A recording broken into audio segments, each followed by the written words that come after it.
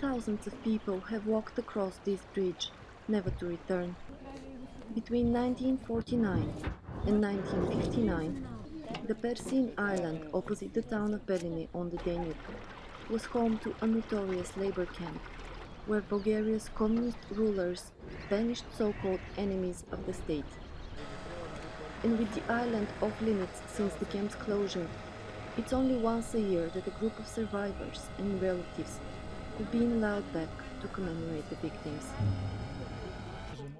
80-year-old Vandev was sent to Belene in the late 1950s at the age of 24 and spent almost 2 years here, building dikes.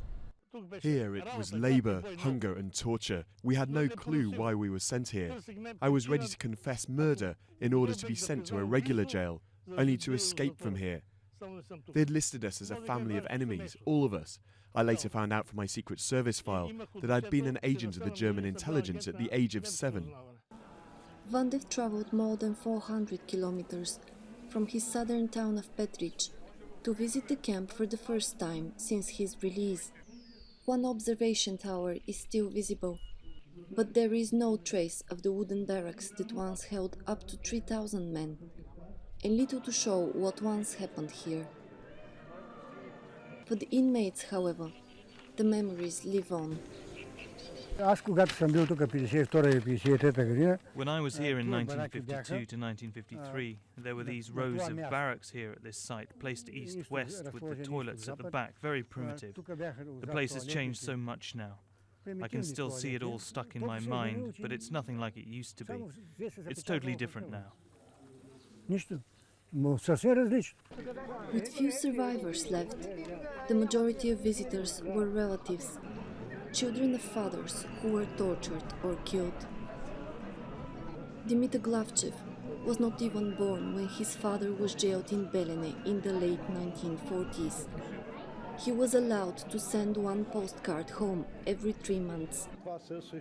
The man, who was one of the first laborers on the island, was released but died in 1987, 2 years before communism was toppled. He was a rather reserved man and did not say much, but he had told us how he was tortured. There was a guard named Kortev who had jumped from the table on his belly.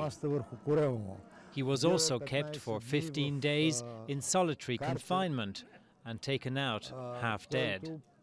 He only survived thanks to other inmates who helped him.